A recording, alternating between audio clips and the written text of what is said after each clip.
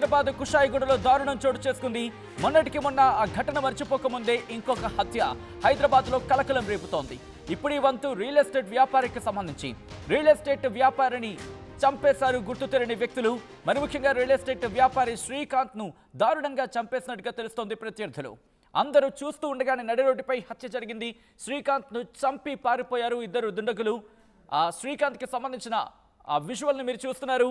మరి ముఖ్యంగా నిన్న కన్నా మొన్న రేణుకకు సంబంధించి మర్చిపోకముందే ఆ ఘటన మర్చిపోకముందే అంటే ఒక అపార్ట్మెంట్లో 13వ అంతస్తులోకి చొరబడి ఆమెను హత్య చేసిన ఘటన మర్చిపోకముందే ఇంకొక ఘటన. ఇప్పుడు ఈ వంతు ఏకంగా నడి రోడ్డు మీద హత్య చేయడం, నడి రోడ్డు మీద చంపేయడం అందరినీ కలవరపెడుతోంది. ఈ హైదరాబాద్కి ఏమైంది? ఏం జరుగుతోంది?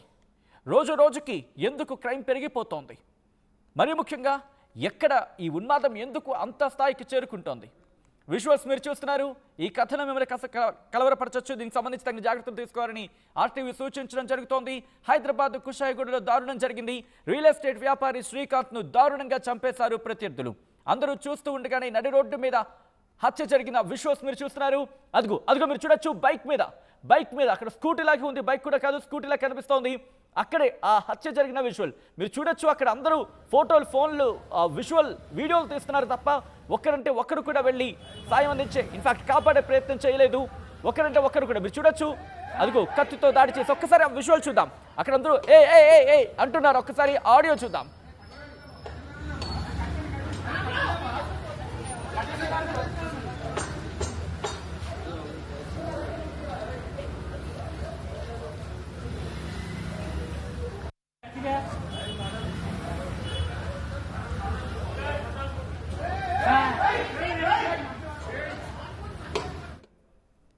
చూసారుగా ఒక్కసారిగా అందరూ హే అంటూ ఒక్కసారి ఆ వ్యక్తిని కాస్త బెదిరించే ప్రయత్నం చేశారు. కానీ ఎవరు కూడా ధైర్యం చేయలేకపోయారు. అటు శ్రీకాంత్ను చంపేస్తూ ఉంటే ఒక్కరంటే ఒకరు మీరు చూడొచ్చు. అందరూ ఫోటోలు, ఆ ఫోన్లో వీడియోలు తీస్తున్నారు తప్ప ఒక్కరంటే ఒక్కరు కూడా కనీసం ఆపే ప్రయత్నం చేయలేదు. విజువల్ మీరు చూడొచ్చు. ఇంత దుర్మార్గమా ఒక మనిషిని చంపేస్తూ ఉంటే, ఒక మనిషిని అదిగో మీరు చూడొచ్చు. పీకొసి ఆ విజువల్ని మేము మీకు బ్లర్ చేసి చూపించడం జరుగుతోంది. ఎందుకంటే ఈ దృశ్యాలు మిమ్మల్ని కాస్త కలవరపరచచ్చు కాబట్టి ఆ దృశ్యాలను మేము కాస్త బ్లర్ చేసి చూపించడం జరుగుతోంది. మీకు బ్లాక్ అండ్ వైట్లో చూపించడం జరుగుతోంది. మీరు చూడొచ్చు. అక్కడ వ్యక్తిని పట్టుకొని విచక్షణారహితంగా కత్తితో దాడి చేసి పొడిచి చంపేసిన ఆ దృశ్యాలు మీరు చూడొచ్చు. పూర్తిగా ఆ మనిషిని కింద పడేసిన తర్వాత కూడా కత్తితో దాడి చేసిన దృశ్యాలు. ఒక్కసారి ఆ హంతకుడు అక్కడ మాట్లాడుతున్నాడు. ఆ హంతకుడికి సంబంధించిన విషయాలు మీరు చూస్తున్నారు. ఒకసారి ఆ హంతకుడు ఏమంటాడో చూద్దాం.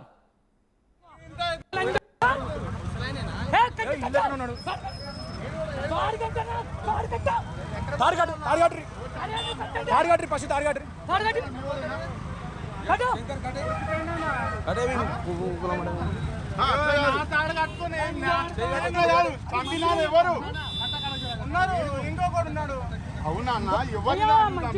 మంచి ఎవరు? శ్రీకాంత్ రెడ్డి ఏడుంటాడు? శ్రీకాంత్ రెడ్డి అంటే మళ్ళీ నువ్వు చంపి అట్లా పోతే ఎట్లా ఆగాలి కదా? పబ్లిక్ పోతే ఎట్లా?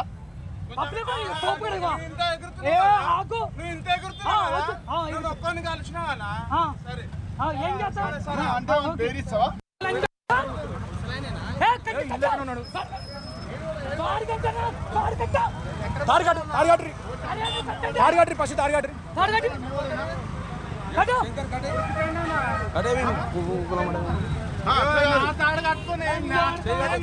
చంపినారు ఎవరు ఉన్నారు? ఇంకొకడు ఉన్నాడు. అవునా అన్న? ఎవరు మంచి ఎవరు? శ్రీకాంత్ రెడ్డి ఏడుంటాడు? శ్రీకాంత్ రెడ్డి అంటే మళ్ళీ నువ్వు చంపి అట్లా పోతే ఎట్లా ఆగాలి కదా? పబ్లిక్ పోతే ఎట్లా?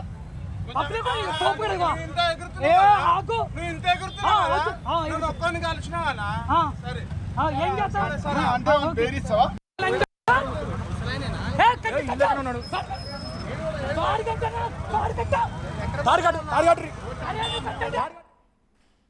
మీరు చూడొచ్చు. అక్కడ ఉన్న వాళ్ళు చాలా మంది అతగాడిని ప్రశ్నించారు. అసలు ఎందుకు చంపావు, ఎవరు నువ్వు అంటూ కూడా వాళ్ళు అక్కడ ప్రశ్నించారు.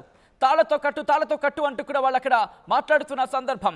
నాకు తాళి కట్ట ఏం చేస్తారంటూ కూడా అర్థం వచ్చేలా మాట్లాడుతున్న వ్యక్తికి మీరు సంబంధించిన విశ్వాసం మీరు చూస్తున్నారు. మరి ముఖ్యంగా మనిషిని చంపేసిన తర్వాత ఆ హంతకుడు అక్కడ ఉండిపోయాడు. మీరు చూడొచ్చు, అతనికి చేతుల నిండా కూడా 2 చేతుల నిండా రక్తపు మరకలు, పూర్తిగా ఆ రక్తపు మరకలతో నిండిపోయిన ఆ దృశ్యాలు మీరు చూస్తున్నారు. అయితే అక్కడిని వెంటనే అక్కడ వాళ్ళు అతని దగ్గరికి కూడా వెళ్ళే ప్రయత్నం చేయలేకపోయారు. మీరు చూడొచ్చు, నా చేతికి తాళు కట్ట ఏం చేస్తారు అంటూ కూడా ప్రశ్నించాడు. చంపేసిన తర్వాత అత్యంత దుర్మార్గంగా, అమానవీయంగా, కిరాతకంగా చంపేసిన తర్వాత అక్కడ రోడ్డు మీద కూర్చుండిపోయాడు. ఆ విజువల్స్ మీరు చూస్తున్నారు. అతగాడి చేతికి రక్తపు మరకలు. ఈ దృశ్యాలు మిమ్మల్ని కాస్త కలవరపరచచ్చు. This is disturbing content, viewer discretion is advised. Visuals మీరు చూడొచ్చు, అప్పటికే తాళ్ళు పట్టుకొని సిద్ధంగా ఉన్నారు కట్టేయడానికి. కానీ నా చేతికి తాళ్ళు కట్ట ఏం చేస్తారంటూ ఉంటే కూడా అతగాడు మాట్లాడుతున్న క్రమం ఒక్కసారి ఈ నేపథ్యంలోని అతగాడు మాట్లాడుతున్నప్పుడు కొన్ని సెన్సేషనల్ వ్యాఖ్యలు చేశాడు. ఆ వ్యాఖ్యలకు సంబంధించి ప్రస్తుతం అక్కడ మాట్లాడుకోవడం జరుగుతుంది. డీటెయిల్గా ఇన్ఫర్మేషన్ తెలుసుకునే ప్రయత్నం చేద్దాం. మా ప్రతినిధి పవన్ అప్డేట్స్ అందించేందుకు ప్రస్తుతం ఫోన్లో సిద్ధంగా ఉన్నారు.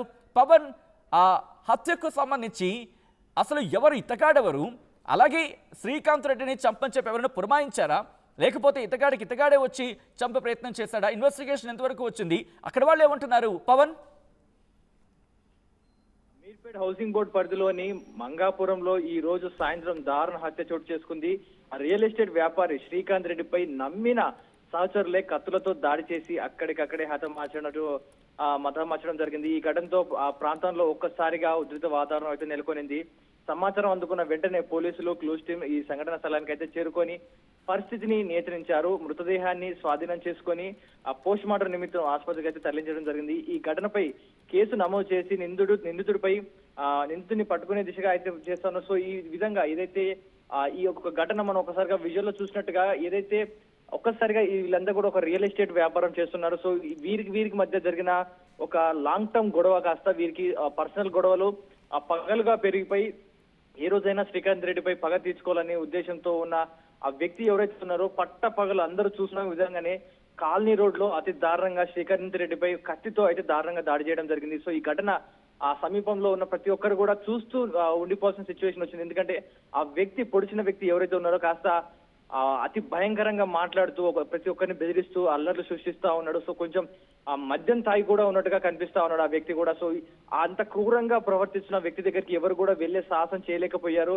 సో ఒక వ్యక్తి అతన్ని ఆపే ప్రయత్నం చేసినా కూడా అతను వినడం లేదు. సో వాళ్ళిద్దరు కలిసి రావడం జరిగింది. కానీ ఆ వ్యక్తి అతి విచక్షణ రహితంగా దాడి చేస్తుండడంతో మరో వ్యక్తి ఆపే ప్రయత్నం చేసినా కూడా అతను ఆగడం లేదు. సో ఇదంతా కూడా దాడి చేసిన కాసేపటికి ఆ స్థానికులు అయితే అంబులెన్స్ కి ఫోన్ చేయడం జరిగింది. డాక్టర్లు కూడా అతనిపై సిపిఆర్ చేశారు. కానీ అప్పటికే ఆ శ్రీకాంత్ రెడ్డి ఆ తీవ్ర రక్తస్రావంతో మృతి చెందినట్టుగా డాక్టర్లు అయితే చెప్పడం జరిగింది. సో ఇదంతా అక్కడే పొడిచాడు, అక్కడే ఇదంతా సృష్టించి కూడా ఆ వ్యక్తి ధైర్యంగా అదే రోడ్ల మీద తిరుగుతూ ఉన్నాడు. రక్తపు ఆ చేతులతో ఆ కత్తిని పట్టుకొని ఆ రక్తపంతా పూసుకుంటూ కూడా ఆ రోడ్లపై తిరుగుతూ ఉన్నాడు. సో స్థానికులు అతన్ని చూసి వెంటనే ఆపడం జరిగింది. అంతనే ఆపి ఏం చేస్తున్నావు, ఎక్కడి నుంచి వస్తున్నావు అంటూ విచారిస్తూ అతన్ని ఒక దగ్గర కూర్చోబెట్టడం జరిగింది.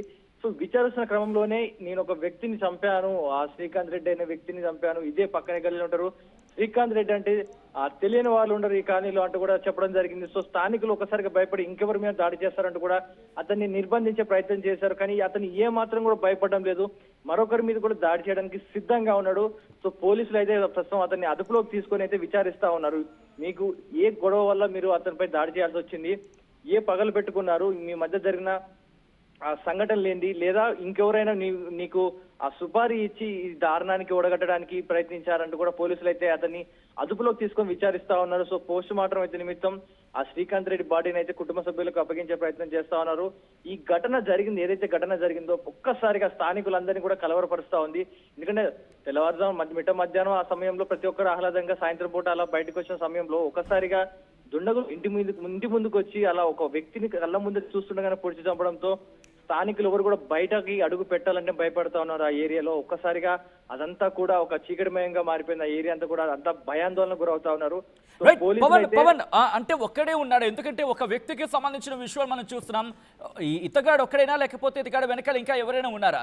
ఈ అంశానికి సంబంధించి పోలీసు నుంచి కావచ్చు, లేకపోతే ఏమైనా ఇన్ఫర్మేషన్ అందుతుందా? పోలీసుల ఇన్వెస్టిగేషన్ ఎన్ని కోణాల్లో జరుగుతోంది? రైట్ సచిన్, ఏదైతే వచ్చిన వ్యక్తులు అయితే ఇద్దరుగా తెలుస్తా ఉంది. ఆ ఇద్దరు వ్యక్తుల్లో ఒక వ్యక్తి అతనిపై దాడి చేస్తా ఉంటే అట్లా యాక్చువల్ గా మాట్లాడడానికి వచ్చినట్టుగా వచ్చి అతనిపై ఒక్కసారిగా కత్తి తీసి దాడి చేయడం జరిగింది. సో వద్దు ఆపే ప్రయత్నం కూడా చేశారు అతని పక్కన ఉండే వ్యక్తి. సో అతనిపై కూడా దాడి చేసేయడానికి ప్రయత్నించడంతో అతను అక్కడి నుంచి తప్పుకోవడం జరిగింది, ఆ వ్యక్తి ద్వారా తప్పుకోవడం జరిగింది. సో ఇద్దరు వ్యక్తులు కూడా ఆ రియల్ ఎస్టేట్ వ్యాపారవేత్త శ్రీకాంత్ రెడ్డిపై మాట్లాడడానికి లేదా ఏదో గొడవ పెట్టుకోవడానికి వచ్చినట్టుగా మాట్లాడడానికి వచ్చి ఒక్కసారిగా అకస్మాత్తుగా దాడి చేయడం జరిగింది. సో ఏదైతే విచక్షణ కోల్పోయి అతను తీవ్రంగా అతనిపై దాడి చేశాడో ఆ క్షణం ఆ స్థానికులు ఎవరైతే ఉన్నారో అతను పట్టుకోవడం జరిగింది. మరొక వ్యక్తి అక్కడి నుంచి అయితే పరారవడం జరిగింది. ఎందుకంటే ఆ నేరంలో చూసిన అతన్ని తీసుకొచ్చి పాల్గొనడంతో అతను కూడా నేరస్తుడే కాబట్టి అతను అయితే తప్పించుకోవడం జరిగింది. సో రెండో వ్యక్తి కోసం పోలీసులు అయితే గాలిస్తా ఉన్నారు. ఈ పట్టుకున్న వ్యక్తిని ఎవరైతే ఉన్నారో ఆ మొదటి వ్యక్తి మనం విజువల్ లో చూస్తున్నాము, ఆ రోడ్డుపై బైఠాయించి కూర్చున్నాడు. ఆ వ్యక్తిని అయితే పోలీసులు విచారిస్తా ఉన్నారు. నువ్వే వచ్చావా, నీకు ఆయనకి పర్సనల్ గా ఏం గొడవలు ఉన్నాయి, లేకపోతే నీ ఏ కారణంతో అతను పొడవాల్సి వచ్చింది, లేదా ఎవరు నీకు సుపారీ ఇచ్చి వీళ్ళన్ని చేపిస్తున్నారా, లేకపోతే ఇంతకుముందు నువ్వు ఇంకేమైనా క్రైమ్ రికార్డ్స్ నీకు ఉన్నాయంటూ కూడా పోలీసులు ఎంక్వైరీ చేస్తా ఉన్నారు. సచిన్, రైట్, ఒక్కసారి మీరు లైన్లోనే ప్రయత్నం చేయండి పవన్. ఆ విజువల్స్ మీరు చూస్తున్నారు. ప్రస్తుతం హంతకుడు రోడ్డు మీద కూర్చొని వాళ్ళతో వాదిస్తూ ఉండగానే కొన్ని సంచలన వ్యాఖ్యలు చేశారు. మరికొంతమంది ఏమంటున్నారంటే అక్కడ ఎవరైనా మాట్లాడుతుంటే చంపేస్తానని బెదిరించాడట. ఈ నేపథ్యంలో అతగాడు కాస్త సెన్సేషనల్ వ్యాఖ్యలు చేశారు. ఇంతకీ ఆ హంతకుడు ఏమంటున్నాడు ఒకసారి చూద్దాం.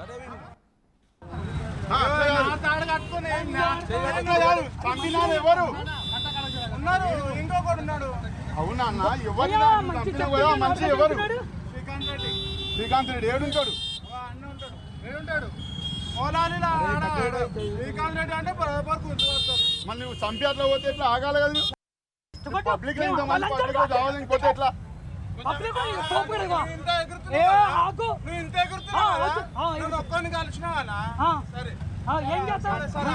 అసలైన తొలి వెలుగు. ఫాలో వాట్సాప్ @తొలి వెలుగు official.